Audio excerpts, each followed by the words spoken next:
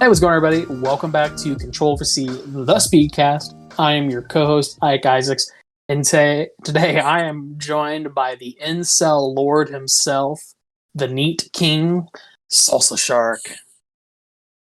Okay, so I don't appreciate incel. Hold on now. I'm totally kidding, technically. Salsa's not I an am incel. voluntarily celibate. And also, I don't have weird murder fetishes with women. So, I was actually, I guess this is a fun topic to start the podcast on. But I read this person did some research. They joined like a bunch of incel communities, and like it was really like not cringy like in the way that like this person was cringy, but like the whole like incel community is kind of cringy. I think Like that's the a bit women. of an understatement. I mean, I would go as far to say is that they are incredibly dangerous, but also incredibly cringy. I mean, these are the people who unironically believe that all women deserve to die because they know second pee. I opened the door for you. You should be sucking my cock right now. I made you chalky milk. Why are you not gargling my balls? Oh man, we're gonna like piss off the wrong person, and we're gonna end up like the like homeboy that was an incel, and he just like went around and like shot a bunch of people. Listen, if someone comes to my house and shoots me, oh fucking well. You're like I mean, they if must. anything, they're going to be more sad about it than I am. You're like, hey, look, you're going to jail. I'm free from this this pain of life, so it's a win-win. You think they're actually going to go to jail? In this fucking neighborhood, they're going to shoot my ass, walk outside, and immediately get gunned down by the neighbors. Even better. Yeah, these people don't fuck around. They ain't crucifying around. So fucking around, Jesus. Oh man. Actually, speaking of your neighborhood, for people who don't know, last Monday we didn't put up a video because I just wasn't feeling that great. But also, Salsa's AC went out, so I ended up just making a video for Wednesday just to kind of chit chat. But yeah, Salsa's AC went out again, and they had to fix it. So I feel like now Oh, would be it's a good. worse than that. Oh, really? Yeah, the full story is And so let last us know. time it went out completely. They fucked it and they had to come replace the motor. This time, though, for some reason, we've wondered for the longest time why the front bathroom AC vent doesn't work. No air comes out of it. Come to find out, the ventilation system under the house is all tubing, like aluminum tubing with holes in it. So a bunch of the fucking air that should be cooling the house was just getting blown under the house and doing nothing. And that's one of the reasons it kept freezing up. Because the AC is just working its ass off trying to cool our house when most of the air is just puff gone. It's So it's cooling off the cockroach's habitat.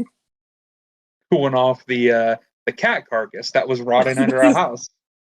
No wonder it didn't smell for a while. It was being kept cryogenically frozen. I You joke, but yeah, that's exactly where they found it, right under the leak. you're like, God damn it, this is horrifying. Yeah, the best part was they removed the cat and then sent a picture to us, like, "Hey, y'all want to see this shit?" Like, what the fuck? No, I'm just trying to eat my Reuben. What the fuck? Yeah, okay. Okay, so yeah, back to the story. I'll finish this quickly so we can move on to important shit. No, But you're good. I was just gonna say, this is funny, but no, yeah, okay. So I'm assuming they fixed it. I'm assuming that's where this is going. well, they come over Monday and say, "Okay, we go under, we remove ventilation, and we put new ventilation in." You Cool, make him whatever. sound like caveman. We go under, take out old, put in new. Okay, so it's not racist. I did not mean to say that because of their race. I Yeah, said that because they. Well, first off, our landlady, I'm pretty sure she's Korean. but she speaks great English. And the only problem is she talks really fast, and I don't think it's an English problem. I think she just does it because she doesn't want to talk to us. I don't blame her. Problem is, it often comes across like she's trying to pull a fast one. Whatever. She's like, okay, we go under, we change this, we leave. Good. I'm like, cool, whatever. They go under and come out like 7 hours later. They've ripped out almost all of the ventilation unit stuff under the house. I'm looking out the window like, that's a lot of fucking ventilation. What the fuck are you guys doing under there? Well, come to find out, they're replacing pretty much the whole system. And they're like, okay, we'll be back tomorrow to finish. I'm like, so you're telling me you came here in the middle of the fucking summer, removed our ventilation system, and just decided, yeah, we're not going to finish until tomorrow. Fuck you. So they come back, they finish up, and it's like, good. Turn on the AC because it's already 85 in here again. We're boiling. Well, now the AC unit won't turn on. Somehow, we don't know why, there are two breakers that control the AC unit. One outside and one inside. They flipped the outside one off so they didn't get electrocuted while working on it. But when they turned that one on, it flipped our inside one off. So it still didn't work. So we somehow juggled it, and over the course of 3 days with no AC, we finally managed to get it running after she brings in an AC expert. So it's running now, but that's 3 times in, let's see, 3 months that our AC's gone out for multiple days at a time. Oh my god. That is, I mean, like, at this point, like, I would just stop paying rent. We are this fucking close. Well, I know I talked to the people you live with not too long ago, and they were talking about how you guys were planning on moving out pretty soon, potentially. Yeah, I was gonna say, when this happened, immediately we started looking at house listings. Like, we unironically thought about going to the bank and asking for a fucking loan just to get out of the shithole. I mean, at this point, I mean, it's like, because, like, I know, because when you guys first moved down there, you guys were living, like, at a stay-in motel. So, I mean, you know, relatively speaking, what you have now is better than that. I mean, yes, a permanent home is better than living in a hotel. Which, sometime we need to tell the story about when you lived in the hotel, because you had your family cat. Oh, yeah. That's a nightmare. We'll talk about that next week, because we actually have something we want to talk about this week, but we'll talk about next week the time that Salsa had to stay in a stay-in hotel with a cat. So that'll be a good story for next time. I think people will enjoy that one. We'll call that the shit chip story. There we go. Well, because everybody really liked your story about, like, your house being haunted. That one has, like, I think 20 views or something like that. So yeah, which everyone liked that story. I didn't. I'm the one who has to live this shit. You're like, look, I have to live in a fucking murder house from American Horror Story. You don't. I mean, the good part is I'm not as dumb as the people in American Horror Story. I see a fucking ghost outside my room in the middle of the night, and I don't open my door and watch it. I close my door and say, fuck it. Let me crack open the fucking whiskey I got in my fridge and just drink until I don't see ghosts anymore. Easy peasy. I just drink until I don't see ghosts anymore. Oh my god. But, oh Lord. So anyhow, so today, outside of just the absolute horrifyingness that is, Salsa's living situation, I'm glad that your AC is back on now. I'm glad that you guys aren't without AC, because I know it's probably pretty hot down there. Oh yeah, living in the South, it is not comfortable. Speaking of living this out there, you guys getting any of Hurricane Ida? If we are, I haven't noticed. I gotcha. I mean, I don't. I think it just recently made landfall in Louisiana. I think, and it's like a Cat 3 or a Cat 4. So, I mean, it's going to be pretty, intense. But it's supposed to swing up and like hit like Kentucky, Alabama, and it's like supposed to like swing up through like New York and shit too. Like, I don't know. It's weird. That sounds fucking Pennsylvania. wild, man. It really is. But anyhow, so what we Fuck want 'em. to talk. Fuck them. Sucks to Bro, suck, loser. well, a lot of people are like really concerned because like this is like the same setup as like Katrina, and Well, I like mean, it's the worst hurricane that's hit Louisiana in like 180 years, according to the news. usually you're just like, well, shit. I mean, hey, it this is more once in a lifetime than the multiple once in a lifetime economic collapses we've gone through in our short lives. So Yeah, I was they gonna should say, count themselves fucking lucky. our generation has experienced multiple recessions, um, a worldwide pandemic. I'm telling you, it's been downhill since 9/11. I mean, relatively speaking, yes, it has. It has been down. It has I mean, been not to down. be depressing, but 9/11, the housing market collapse, fucking ISIS, the pandemic, multiple economic collapses, eesh, the fucking ballooning housing market. Like, bro, there is a Yep. house for sale no more than 30 miles from me. And it looks like a cottage from like The Hobbit. It is selling for $5.5 million. And if Fuck. I could find it, I would send you the link to it. But in the description on Zillow, this motherfucker selling it literally says, "Oh, beautiful hobbit-like house, yada yada." Very bottom, he also includes, purchase of house includes NFT picture of house.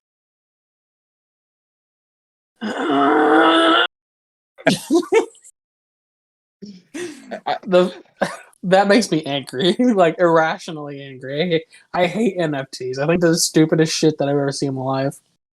like some of them were okay. Like I forget what band it was. They did an album as an NFT in that you could only buy it for 2 weeks, and when you bought it, you owned an original copy of it. And after that, they were never going to sell it anymore, ever again. That's kind of nifty. Problem is, now people are selling, like, I don't know, a picture of a fucking house in the woods and then making that $5.5 million. You're just like, it just makes you think, like, what in the actual fuck? What in the actual flying fuck? Tell you what I want to do. I want to go to that house and just take a bunch of fucking pictures of it and say, "Wow, your NFT's worthless now." They probably got like security guards on site, like no, knowing like people, like they probably are taking it really seriously, and there's probably people like securing the perimeter because of people like you. Listen, I hate rich people so much. I will go there, fuck up the guards. I don't care if I gotta drug them, beat the shit out of them, seduce them. I'll do what I have to do. But I'm going to take pictures of that house. And I'm going to send copies of that picture to the fucking guy selling the house. And I'm going to include a picture of my fat fucking nuts and say, "Suck on these." Jesus Christ! All Oh right, my so god! I guess we should get to the main point of this podcast before we run out the clock talking about dumb shit. Oh Lord! But anyhow, so yeah, so the thing we wanted to talk about today is for people who have not been paying attention.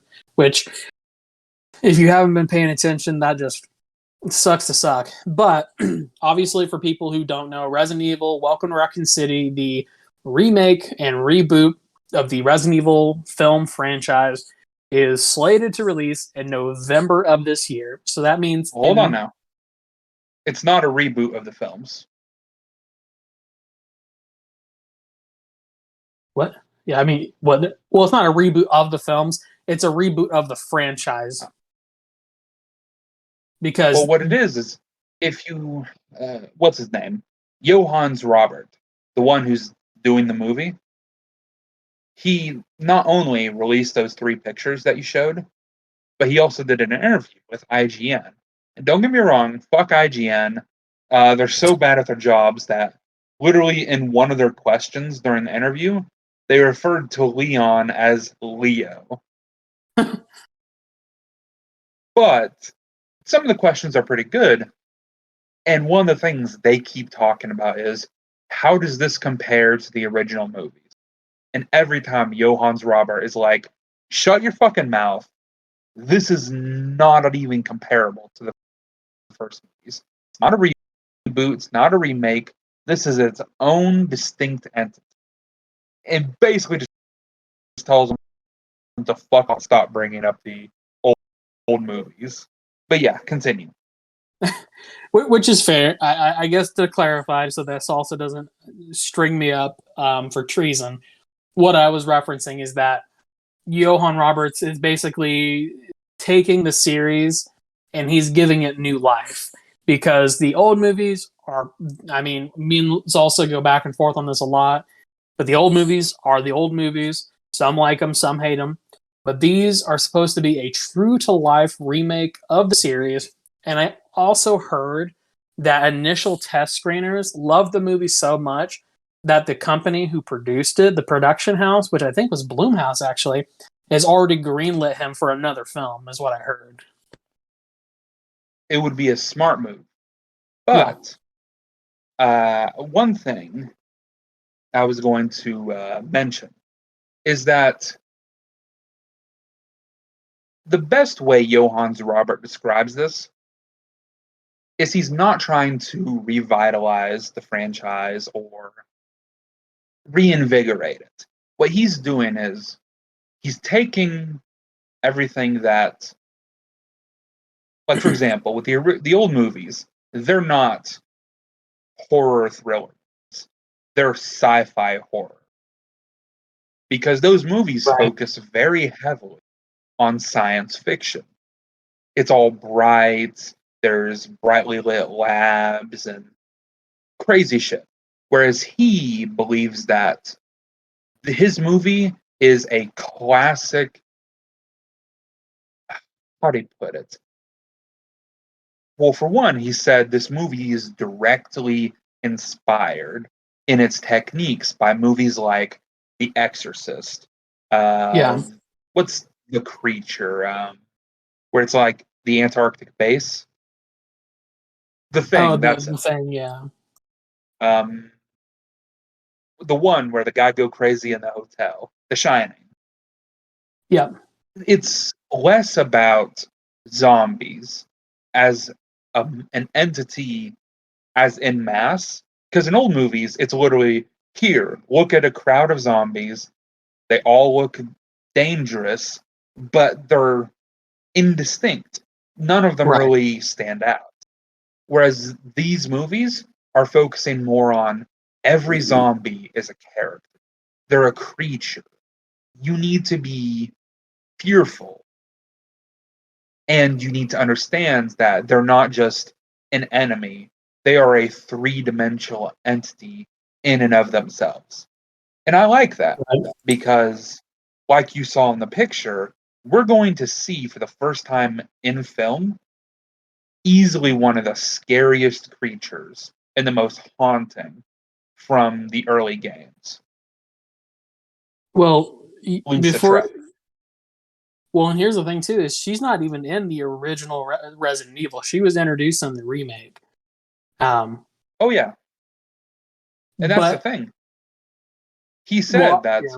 he's taken a lot of inspiration to uh, direct the film more after the remakes, not the Right. originals, Well, which and what I is an idea.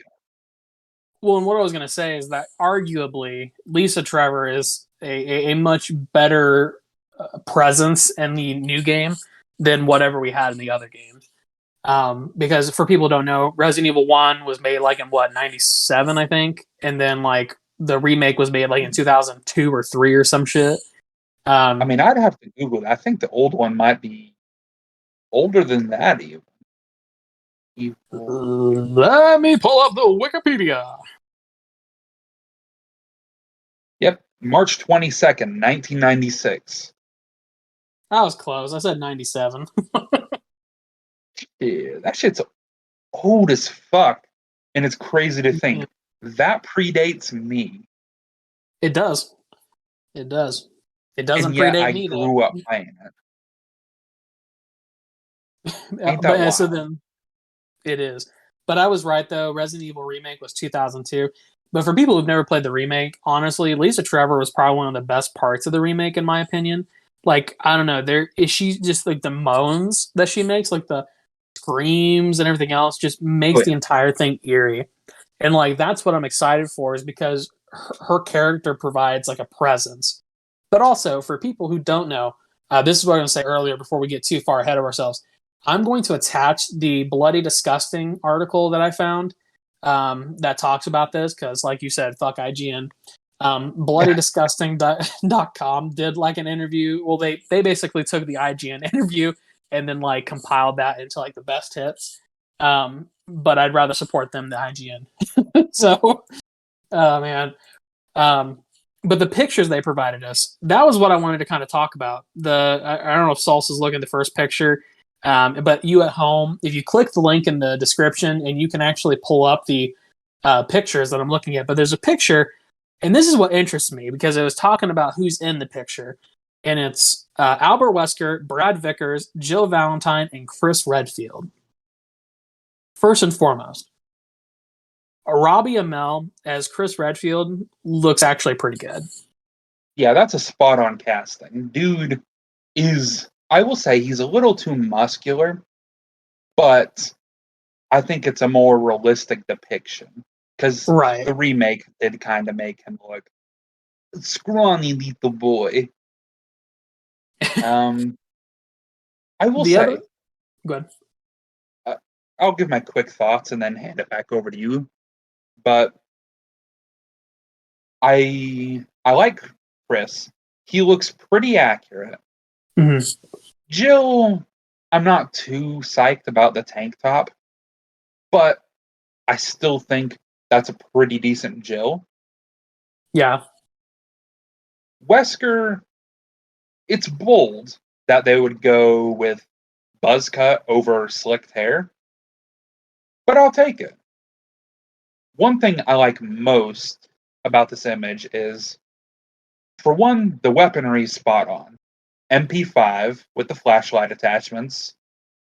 And in the background, you can see Brad Vickers with a pump action shotgun, Yep. which is spot on for the time period and even for the games. And I will say, Brad Vickers looks a little different, looks a bit too manly considering how he turns out. Yeah, Brad Chicken Shit Vickers. Exactly. But he does look realistic. Like with that vest, he actually looks like something you might see in a tactical environment. Well, speaking of the outfits, on Chris Redfield, if you zoom in and you see, like, look at him, he's got the vest on, and then on his arm you can see like the shirt with the logo, and Oh, that yeah. gave me a fucking full rock hard chub right away. Like, Bro, I am full mast and then some. like that. Honestly, I was like, that is awesome. And yeah, I'm not super like. I mean, I guess we'll just have to wait. Maybe Jill looks different, like in the actual film. The actress looks good. I think that she's got the right look. I'm curious what the rest of her outfit looks like. But like you said, weaponry wise, this is very idealistic for the period. The pump shotty too, and so I mean, it looks good. Oh, yeah. I will say a couple more things I've noticed on closer inspection. Jill's outfit is more like in the remake, people noticed hey, isn't it weird how all the male characters wear vests, but Jill wears weird shoulder pads? Yeah. So in this, you can see she's wearing a dark navy blue vest that says RPD on it. I Yeah. think I can see the R. Yeah, you can't see the rest of it, but I'm sure it says RPD. But there is one other thing I noticed, which is if my eyes don't deceive me, Chris and Wesker are both using the MP5 with the flashlight. But I'm pretty sure Jill's using the MP5K with a flashlight attachment. I don't know how I feel about that. I think it's kind of unusual. But hey, I can move past that. I think it's definitely already stepping out from the games in that in the games they just show up with like fucking Handguns. pistols and they're just like, yeah, this will be enough, surely. Also makes you But wonder who's flying the chopper if that's Brad in the mansion. um, if I had to guess, maybe Kenneth or the shoehorned Hispanic guy that we see once in the basement. I'm gonna Or guess that because I think they had it right the first time with the games. How someone needs to come save them. There is no helicopter for them to hijack and escape. So I'm going to guess it needs to be someone who's not in this picture, but survives from the first game. Someone who probably hasn't even been announced yet. I'm well, hoping Barry or Rebecca. right. Well, I'm going through here, and first of all, in the IMDb, they must have recently updated because there's a lot more people in here than there were before. So, let's see. We know that Jill Valentine, we know Claire Redfield's going to be in it. We know William Birkin's going to be in it. Albert Wesker, Redfield, Chris, that is. We know Chief Irons is going to be in it. We know Cleon. So Ada Wong's going to be in it. We know Brad Vickers, Lisa Trevor, and Ben Bertolucci, which is the Order. the reporter that's stuck in the basement that gets infected. Let's I see. mean, There's one in here. It's Enrico Marini. no, he needs to die.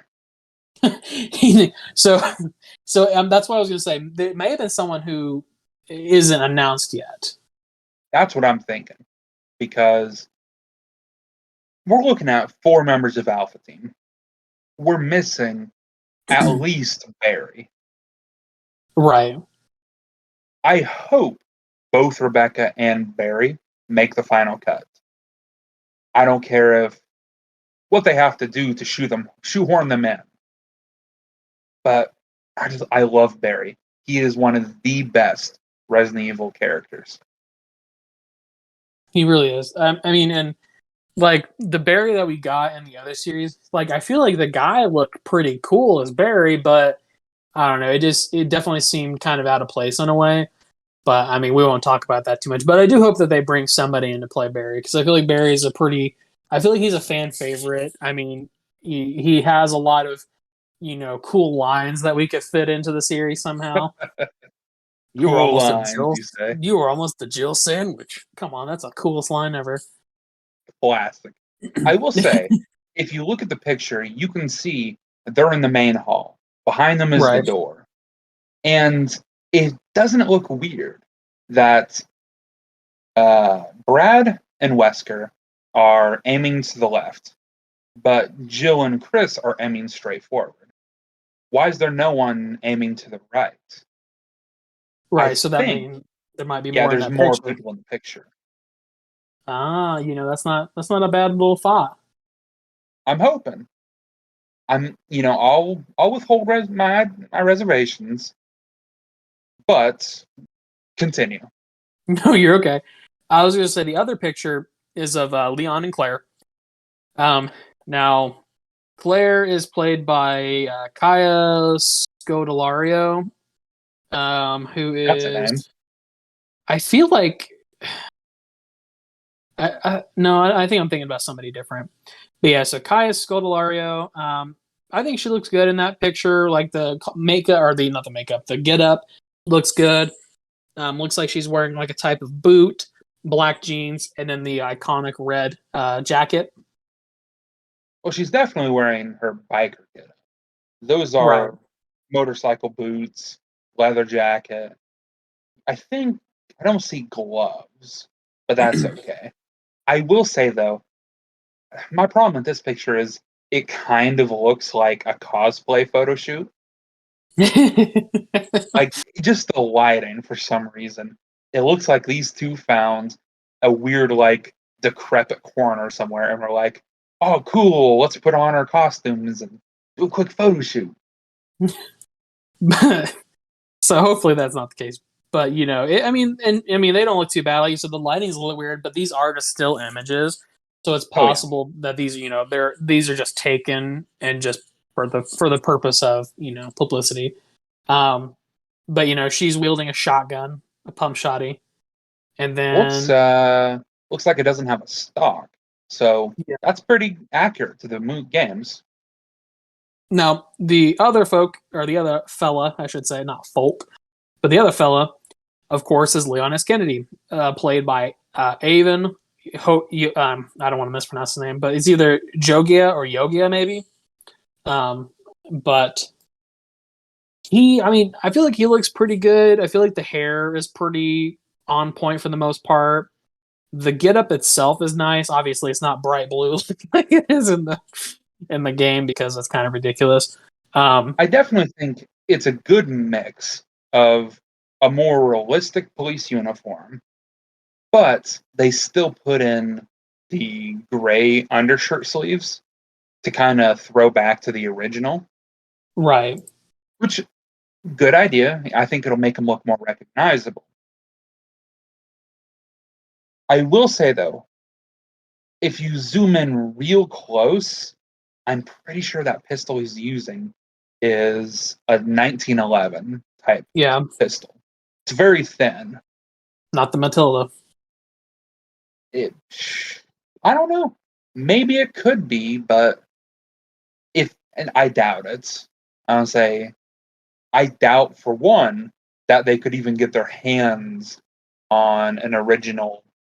What do they call those? VP-77s. VP-77s. Is that like the submachine gun? No, it's the original name of the Matilda pistol. VP. I think VP-70. That's it. It's a Heckler and Koch, or Coke. Sorry, or Koch. We'll go Heckler and Koch. But yeah, the original VP-70 semi-automatic. Forget where it was made, but the idea was that it would be it was the first ever polymer pistol widely produced that I know of. I'm pretty sure. I'm pretty sure it's German, by the way. Heckler and Koch sounds German. Yeah, it's H&K, German company. VP stands for Volkspistol, which is People's Pistol. But the fun fact about it is the original model was burst fire, but only if you use the stock. Oh, okay. Honestly, I saw a picture of it with the stock, and I mean, obviously, it looks very similar to the in the in-game version, which is pretty cool. That's wild. Yeah, so they don't have the Matilda, the VP-70, the the Heckler and Koch. Oh, did I lose you for a second? Yeah, for some reason your mic went silent, so I just left and came back. Oh, okay. Well, I was just making a joke about how it's called Heckler and Koch, but no, yeah. So that's kind of disappointing to an extent, but at the same time, like I understand, the gun itself. Obviously, he may have that gun at some other point in the show. You know what I mean? or the movie. I'm Yeah. sorry. So I'm going to reserve judgment on that, but that does look very much like a 1911 because you can see that there's no obvious curvature on the front of the gun. I think the thing that does it for me is it's got a very thin profile. You can see the side ejection port, well, side/top. The iron sides are very reminiscent. But the thing Yeah, that does it for me most is it's the guide rod. If you yeah. look very closely, you can kind of see the light reflecting off. But hey, I may be crazy or stupid or both. Uh, or both. But then the last but not least, the one that we kind of mentioned earlier that, we were kind of pretty excited about is the photo that we have of Lisa Trevor. So Is when a haunting image. it really is. So when you look at it, so if anybody's, out there following along, so you look at it, a couple things to note. Her hands are bound sort of in like that stock type deal. Her back is hunched, and she does wear a mask to hide her actual face, which is all fairly of the Resident Evil game. And slight spoiler alert, correct me if I'm wrong, Salsa, isn't the mask her mother's face? Not her mother, but a researcher pretending to be her.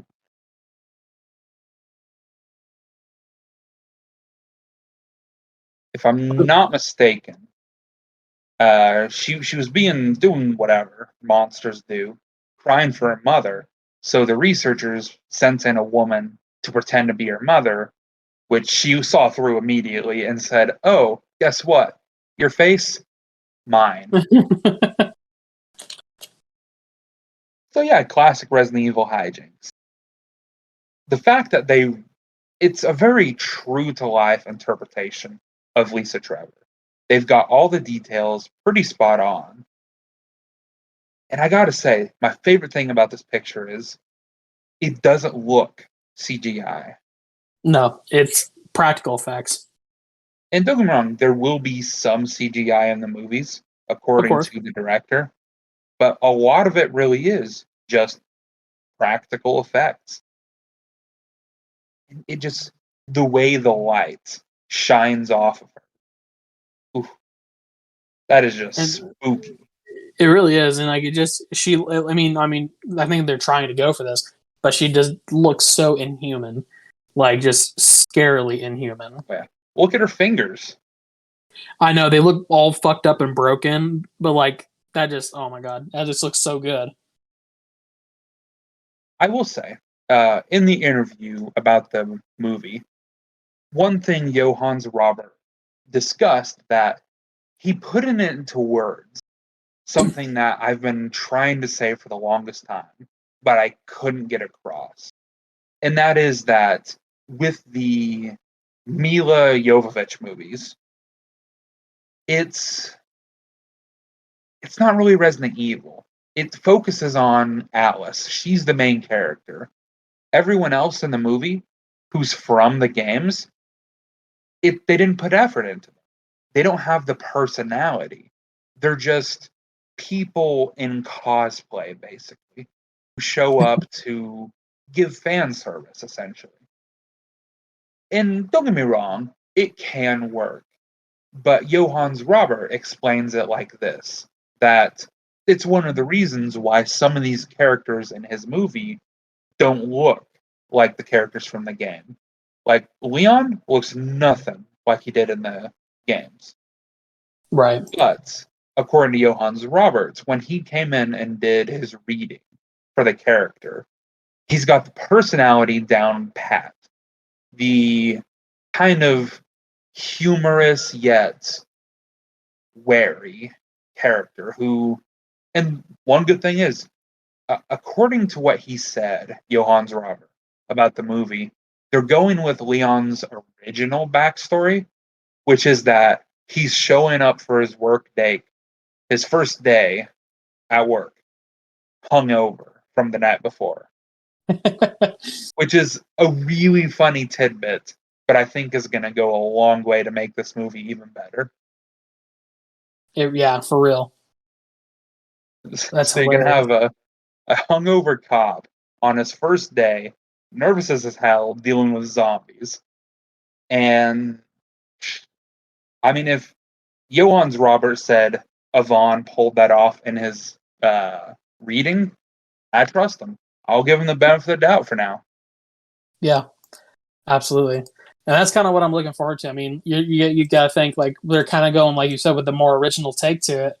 And I don't know, like I'm very cautiously optimistic about this movie because obviously, I like the other movies, but it doesn't have, like you kind of said, that same feel of like, how, hey, these are the characters that I know and love. It just kind of seemed like a lot of them were just kind of thrown in there, haphazardly in a way.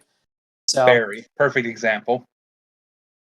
well, don't get me wrong, the guy who played Barry, I thought could have been a good Barry, Oh, but I think that they inserted the guy in, but like they didn't do any build up.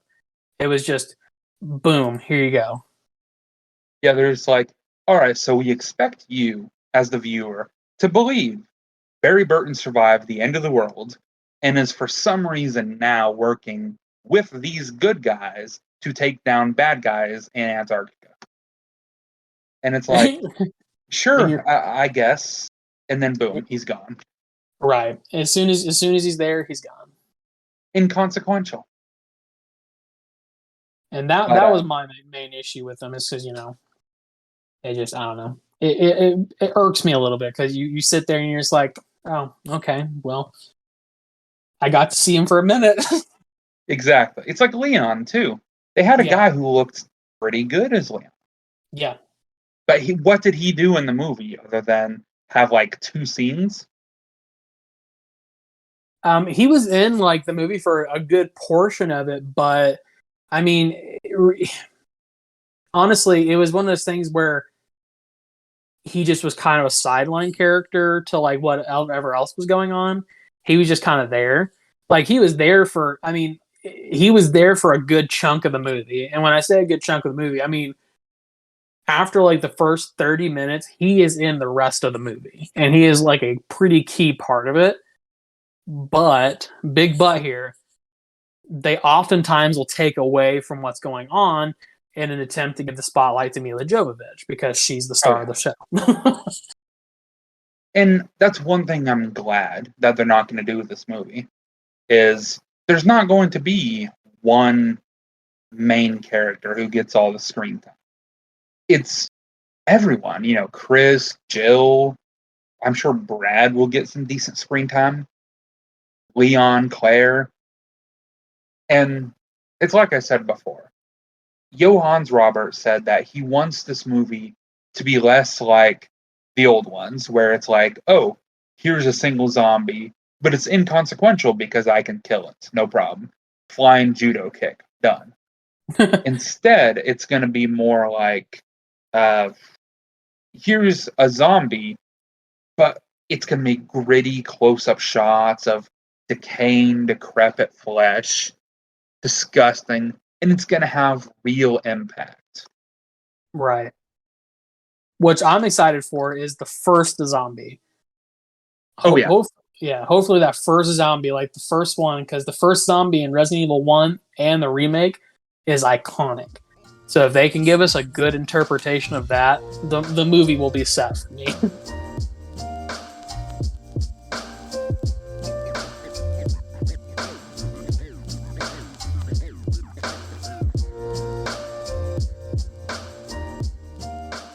All right, folks. I think that'll pretty much wrap us up. I'll say we talked a lot today about the kind of information from the Resident Evil film that we've gotten so far. You have to understand, Salsa and I are incredibly excited for this. This is pretty much something that we've been waiting for a long time, just in general. I mean, you have to think we survived all these different video games that came out that were subpar. The movies, which to some were subpar. I mean, we've gone through it all, we've done it all, and now finally we get a movie like this, and we're just super excited. So you'll probably be hearing more from us as we get closer to time. Honestly, I'm waiting for them to put out like a trailer or something because we're like 2 months out basically. I mean, honestly, at this point, either they put out a trailer or they just let the community promote it and then surprise everyone with a trailer the day it drops. Yeah, so it's supposed to come out November 24th, which we're already almost in September. So I guess it's like 2 months and like 25 days away. Which the 24th is right before Thanksgiving. So actually, me and Salsa, we're meeting up around Thanksgiving. So we should go watch this when I come down to see you. Well, yeah, I guess we are meeting around then. How long are you even going to be here? I think I'm going to be there the 20th, but we're going to see Homeboy in West Virginia first. And then, so the 20th, well, that's where we'll be. We'll be in West Virginia the 20th, and then we'll be back in your area the 21st. So we couldn't stop reminding me about West Virginia. It hurts knowing we're going to have to exist there. Yeah, West Virginia is like, you go and you're just like, I don't want to ever come back. It's amazing that in every state, there's a pretty robust interstate system. Yeah. In West Virginia, half of it is dirt roads in the mountain. Like, I remember we were driving through there for whatever reason, and the highway we were on randomly turned into a road just wide enough for 2 sedans, and it just ran along the side of a mountain. And you could look down into the valley, and there were just houses down there. Not good houses, like we're talking trailer parks where all the houses are, let's just say, storm battered. Missing roofs. There are no staircases to get into the houses. It's just cinder blocks that have been piled up. Cars that are more rust than metal. It's a very sad kind of place. That ends. I don't want to build on to the stereotype of West Virginians being racist, but I mean, driving by and seeing, well, for one, Klan flags. I was gonna say. I don't want to say they're racist, but it's pretty hard to deny. I was gonna say, I can't remember where it was. We were in Virginia, but when we met up, because I was handing you back over so that way you could go back to North Carolina. Where the fuck was that? It was like Hurricane, West Virginia, I think it was. Sounds about right. And like the hotel that we stayed in was pretty nice. I mean, it was a nice hotel. The only thing that I didn't like about the hotel was that it was, didn't have a pool. But I mean, as far as hotels go, it was a pretty nice hotel, had a pretty decent layout for breakfast and everything. So, I mean, couldn't complain that much. But like the rest of the area essentially was condemned. I mean, it's how it seemed. It was very. I don't want to say it was sad, but it's one of those areas where at one time they probably were economically booming because of like coal or something. Like there was a coal mine around there that used to bring in all the business back into the day. The coal mine. We just on coal. What's the term? Rolling coal? Rolling coal. What was the there was something else that there was like a major like product that they sold out of West Virginia. I can't remember what it was now. One of their major exports. Country roads, I imagine. Not country roads, you stupid motherfucker! I swear to God. Bro, they still hold on to that like that's their saving grace. You drive through West Virginia and hit like all their toll roads, the booths all say West Virginia country roads. It's like, first off, fuck you. John Denver did not die for this. My Lord and Savior John Denver did not die for you to put his bullshit on your goddamn walls. Praise be to the Holy Trinity. John Denver, Tim McGraw, and Jimi Hendrix. Johnny Cash, there you go. I was saying, if you're stuck in the country route, I mean, if you want to throw Jimi Hendrix in there, it's a little bit different, but sure. I don't know. I feel like there could have been a time if he were still alive where he might have done country music just to fuck with people. If you say so. Honestly, I don't know much about Jimi Hendrix, but anyhow. Other than the alien thing. Right. Oh, Lord. But anyhow, so we'll probably go see that together when it comes out. Hopefully we make it out of West Virginia alive. We'll let you know what happens. No promises, though. I mean, I can guarantee you I will not die in West Virginia. I may sustain critical injuries in West Virginia, but with the last ebb of my blood, I will cross the state boundary. You're like, I will not die in West Virginia. I may become mortally wounded in West Virginia, but I will not let my soul exit my body in West Virginia. I will either return home carrying my shield, or I will return home on my shield. That's right. The old Spartan way. It's sad that I have to talk about that like that to Virginia and West Virginia, but God help me, I will not die in those states. Virginia is for lovers, so. Oh, Virginia's for lovers. Lovers of heroin, maybe, but. Yeah. I was going to say, only thing they love around there is the color white. Probably shouldn't shit on Virginians too hard. I'm sure at least one of our subscribers might be from Virginia. They probably will agree with this. If there is anybody on here who is from Virginia who is listening to this podcast right now, if you DM me, I will find a way to have you on our next podcast. I'm not even joking.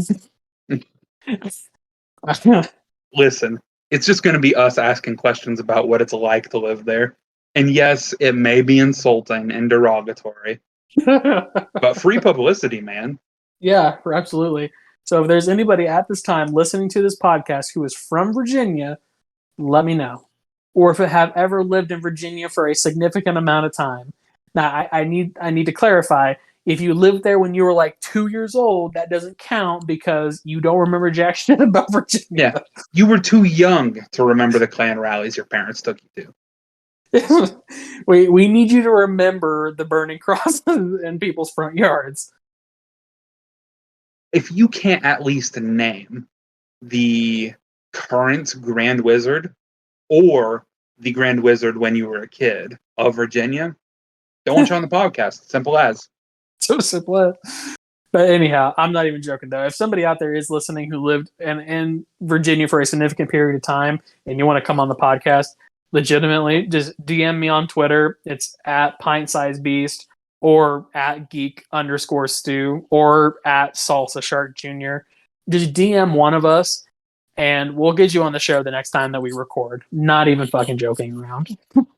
Shit, I gotta look at my DMs. I understand that there might be a lot of like, I don't know what kind of shit you get into, but it's a conglomeration of hate mail, death threats, and maybe a few dick pics. Followed by a death threat. Well, sometimes, yeah. Oh, Lord. But anyhow, we'll probably close it off there because I don't even know what else we could possibly say at this point. But for real, though, if you live in Virginia, hit me up. Yeah, it'd be nice having a guest on the podcast. Right. We always talked about it. That's right. I was actually thinking about next time that we do this, maybe we should try and get somebody to come on here. But I don't even know who we would try and get come on here. Like, do you have any friends that are famous? Famous? Fuck no. I mean, me neither, but... Well, you say that, but I know 2 people we could try. Problem is, they're gamers like us. They might be kind of racist. Look, I am not in the least bit racist.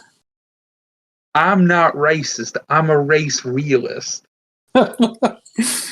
Actually, fun fact. I was on Facebook the other day, and I actually got in. Don't say it. I'm gonna say it. No. I know exactly what you're about to say. What am I about to say? That you got into a confrontation with the Grand Wizard of Indiana. I did. I'm not even joking. So my mom has family on Facebook. One of which the relative that I also have on Facebook posted something about like the whole Afghanistan crisis, which I'm not going to get into that. There's a lot that we could get into about that. But sort of the long and short of it, basically somebody was talking about creating a white ethno-state because they said that that would fix all of our problems. Now, for people who don't know what a white ethno-state is, let me just reference you to the Holocaust. That is a pretty comparable event. Basically, they were trying to get rid of all people who were not the Aryan race. In this case, this person wanted to get rid of anybody who wasn't white. Anyways, homeboy said, "Go ahead." I will interject and say, and I don't say this lightly, but in Hitler's defense, he was not doing what he did to create an ethnic state. He just hated everyone so much that he was willing to genocide foreigners and, every other race that happened not to be white or German.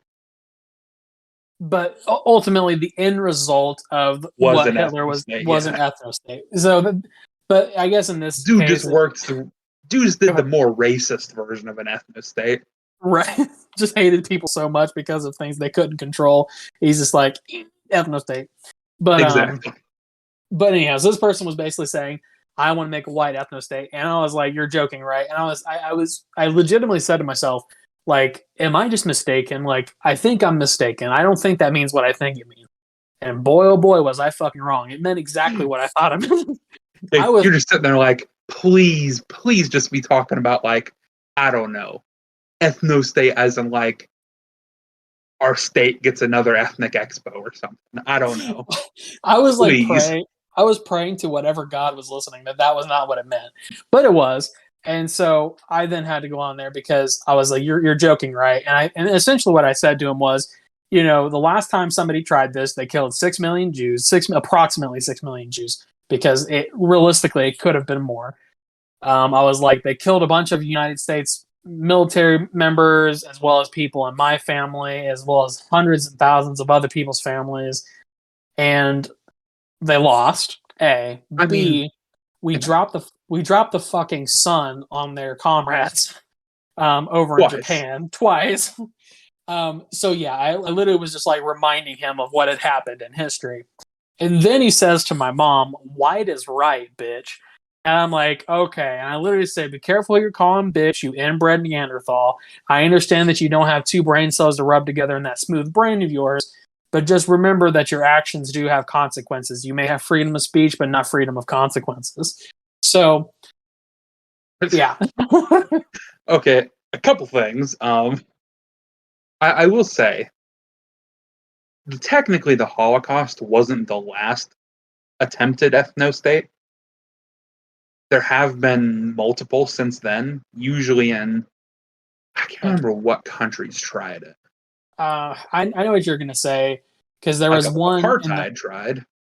Right. Well, and honestly, I couldn't think of anything else other than that at that moment in time. So I was just. You just went right to, well, let's see how bad ethno-states can get. Right. And I don't blame you. I will say the irony is he lives in Indiana. I'm pretty sure. Yeah, and Indiana, as a white ethno-state, first off, no economy. Those motherfuckers thrive on bringing in people from different countries who specialize in certain fields. For example, Cummins, those dudes bring in some of the best people from around the world. I remember in the short time I worked there, it was one of the most diverse workplaces I ever worked. And more power to them. They got shit done. I will say, coincidentally, pretty much everyone on the floor who was working with their hands and shit happened to be white Indiana people. Now, that's not saying we're not sending our best and brightest, but Basically, the best things about Indiana are imported, is what you're saying. I mean, we got corn. We can make whiskey with corn. Yeah, corn whiskey. Hey, Make it's a real ethanol. thing. Actually, if I'm not mistaken, most whiskeys are corn based. Probably like a corn mash or something like that. Yep. Like for example, what's that one? It's in the square bottle that everyone goes to when they want to depict an alcoholic. Maker's Mark. No. Square bottle. Not that one's a little too round. Oh, Black Label. Not Johnny Walker, like Jim Beam. Well, Jim Beam's one of them, but I was thinking more like Tennessee. What's the fucking A? I don't even remember. Jack Daniels. Point is, yeah, Jack Daniels. That's it. That's a sour mash corn mix. And there's a lot of weird rules to whiskey. Like, for it to be a corn mix, it just needs to be 51% or more corn as their, what do they call it? Primary, whatever it is. But like rye whiskey, kind of harder to find, but still pretty popular. Sometimes the difference between one thing and another is, yeah, this was an oak barrel aged, and that makes it product A. But if the oak barrel is charred, oh, now it's product B. Simple as. And it's like, no, it's the same thing, just you put some fire inside the barrel. Whatever. Point is, put some fire inside that barrel, boy. I'll say pretty much that's my point. That's the only thing coming out of Indiana that's worth anything is our corn and our whiskey. And even then, I guarantee a majority of the production of those things heavily involves non-Indiana folk. Oh, 100%. 100%. So, I mean, this dude, he can, if he wants to, he can cheer for a white ethno-state, but he just needs to remember that without foreigners and diversity, he's pretty much going to be trapped in a dying state. Yeah, he'll be surrounded with the kind of people he likes most, but he won't be able to afford food, rent. You think he can afford that now? Fair point. You got me there. I was legitimately like, I was so infuriated because you called my mom a bitch. I was like, I'm going to figure out where this motherfucker works. And then I think I found where he works, but like, it was on like a really old LinkedIn profile that like had no information on it. Who the fuck use LinkedIn? Right, that's what I said. I was like, of course the racist would use LinkedIn. I guarantee you, whoever runs LinkedIn is only doing it because their primary source of income is white nationalists. Shit. But yeah, so I was like, okay, yeah. I was like, I figured he had one of those, but it doesn't have a picture of him, which makes sense because he started a KKK rally in Dayton, Ohio, if I remember correctly from the article. And it got like national media attention. So of course he probably removed his face from all of his social medias in an attempt to, because I'm pretty sure he was going by his middle name when I found him on Facebook, because his actual he keeps this up, he's going to be going by his prison jumpsuit number. Yeah, that's what I was going to say. Oh man. But yeah, so that's a fun time. I don't know. I'll see where that goes. I'm like still doing a little sleuthing, so we'll figure out what happens from there. I like somehow in the course of doing our outro, we've done a whole segment on white nationalism and a white ethno-state. It always comes back to it. We really do. But anyways, everybody out there who's listening, if you want to hear more of this bullshit that we do here, give us a like and subscribe. Follow us on social media.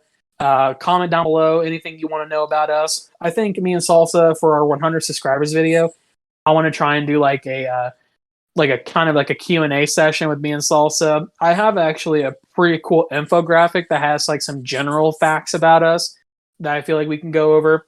And then maybe also do Q&A if anybody out there has any questions. So feel free to let us know your questions down below. But anyhow, hope you guys are staying safe, staying happy, and staying healthy. We'll catch you in the next one. The next video you'll see with this week is on Friday. So enjoy your episode of Horror Stew on Friday. But Salsa, go ahead and close us out. All right. This time I'm actually prepared. My advice for all of our followers. It is 100% okay. If you are flipping through the channels on your TV, if you see Family Guy, it's okay to watch it. I encourage you. It is an enjoyable experience. But you never, ever go out of your way to find it. If you open Hulu to put it on TV, to watch it, throw the whole person out. It's a waste. That's trash. We don't do that. And that's all. Goodbye.